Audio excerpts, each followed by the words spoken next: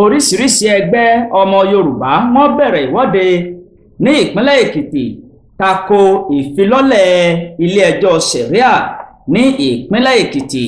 Ọ̀rọ̀ lórí òfin ṣẹ̀ríà táwọn ènìyàn kan tí wọ́n ń gbèrò láti ṣe ìfilọ́lẹ̀ àti àgbékalẹ̀ rẹ̀ ní ìpínlẹ̀ Èkìtì ó ti bá ọ̀nà mìíràn yọ báyìí o, lẹ́yìn tí ọ̀pọ̀lọpọ̀ àwọn ẹgbẹ́ lẹ́ka ọmọ Yorùbá wọ́n bẹ̀rẹ̀ sí ní ṣe ìfẹ̀hónúhàn ní ìpínlẹ̀ Èkìtì ọ̀hún láti tako oríṣiríṣi àwọn èrò tí wọ́n fẹ́ ṣe láti ṣe àfilọ́lẹ̀ ilé ẹjọ́ ṣẹ̀ríà ní ìpínlẹ̀ náà.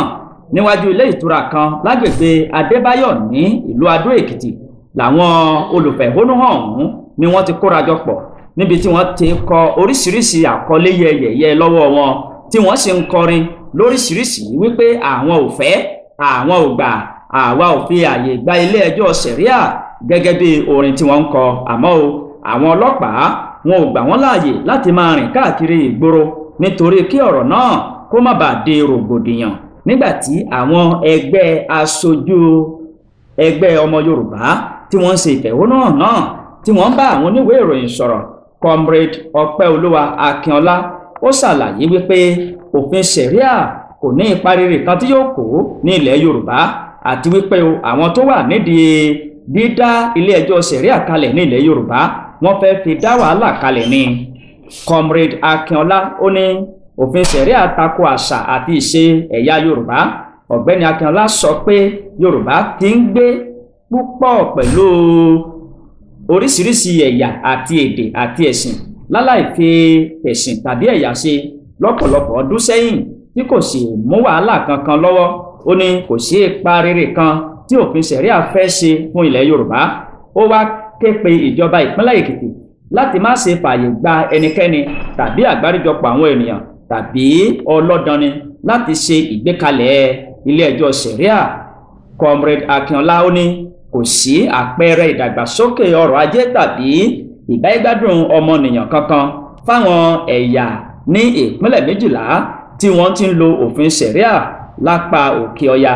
Ó ní ìṣẹ́ àti òṣì ni ó ń bá wọn fínra. Púpọ̀ àwọn ọmọ kéékèèké wọn lápá òkè ọya ni wọn kò lọ sí ilé ẹ̀kọ́ tí ètò ààbò bẹ̀ tó sì mẹ́hẹ. Fún ọ̀pọ̀lọpọ̀ ọdún làwọn olóṣèlú lápá àríwá Nàìjíríà ni wọ́n ti ń gbèrò láti gbé irú ẹ̀sìn àti ṣíṣe òfin ṣẹ̀ríà wá sí ilẹ̀ Yorùbá tí wọ́n sì fẹ́ fi dá rògbòdìyàn kalẹ̀.